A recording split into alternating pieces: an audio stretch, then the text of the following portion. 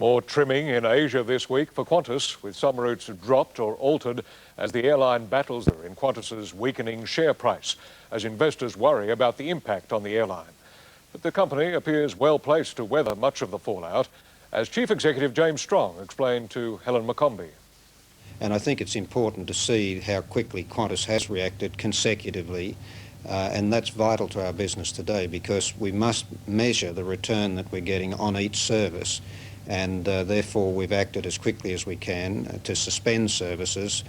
If the situation deteriorated further, we will have to make further adjustments. What other routes have some frailty and could be suspended? Obviously the focus is still on Asian destinations, and I'd prefer not to sort of start guessing those, but it is in the Asian region, and obviously the concern is about what people are calling the knock-on effect, where there may be further deterioration following the initial shock of the currency fallout and the stock market fallout.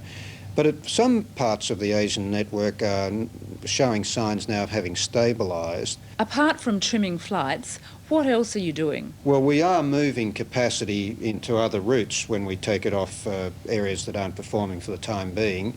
And of course, our routes to the UK, the US still remain quite strong.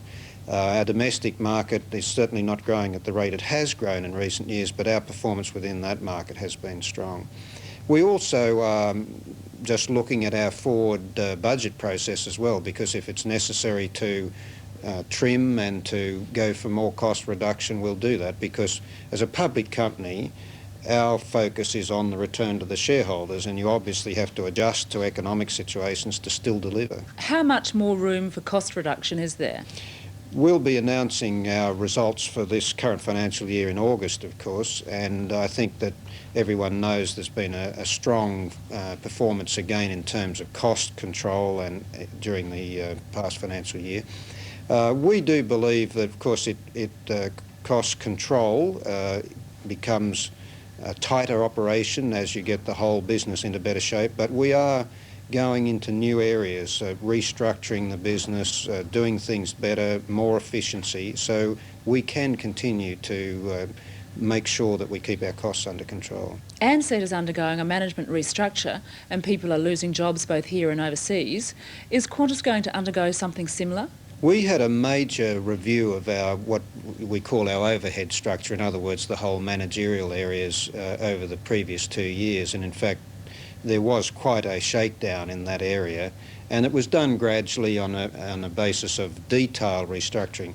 I think it's important to contrast the old style of having big layoffs in lots of people. What we've done is very specifically go through each part of our business and restructure it to a way that will remain at that level. In other words, it's viable at that level. Are you ruling out retrenchments? You can never rule out retrenchments on a permanent basis in any business today, but I think it's important to contrast that we are going through each part of our business and doing steps that are the right steps to make sure we're competitive in each part of the business. You're looking for $500 million in cost savings in this financial year. Have you met that target?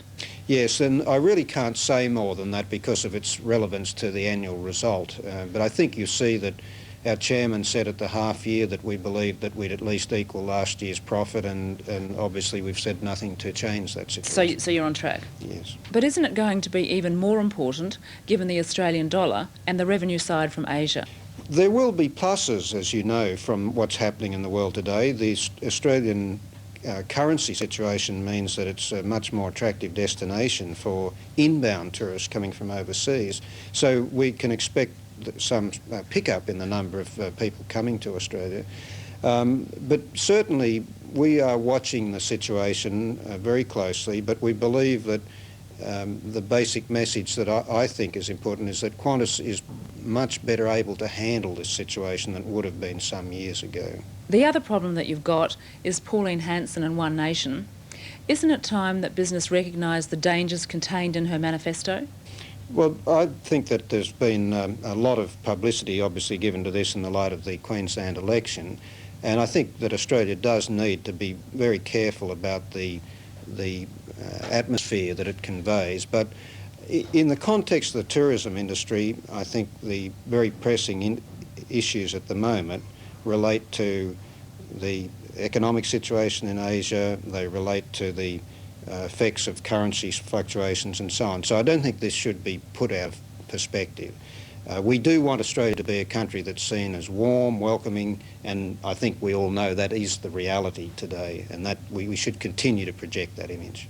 What are you seeing in the domestic market? Domestic market is not growing as quickly as it has in the long-term trend, possibly at half the long-term trend rate, but we are still doing reasonably well, or quite well, in the domestic market. We would obviously like to see it growing more strongly, but we've adjusted our tactics in that market to make sure that we're getting a reasonable return. But the next 12 months are obviously going to be fairly difficult. There is a slowdown that's coming. It does appear that there's a slowdown, but in that context we obviously need to adjust our tactics, and those are to do with pricing and sales and the way in which we control the yield that we get. So it's the same situation as it would be with the international market. It's very important as to how you react and how you respond to those circumstances. You say that you're interested in having discussions with Thailand's government about selling down its stake in Thai Airways.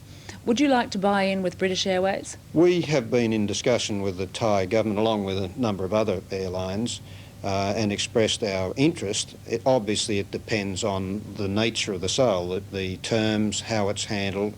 I think it's been made very clear that we wouldn't be interested in just putting a little bit of money in. There would have to be issues to do with the future of the airline and how it's managed and so on. So I'm sure those discussions will go on for some time yet, and it'll be a while before it's very clear just how the government is going to proceed, and the timing will be much later this year. How seriously are you taking the Queensland-based possible competitor, Australian National Airlines? Well, there are competitors who come and there are competitors who go. We'll wait and see. One of the problems of the airline industry is that a lot of people seem to get kerosene in their nose, and it seems to have an effect on their commercial judgment, but we'll wait and see. How do you rate their chances of getting up?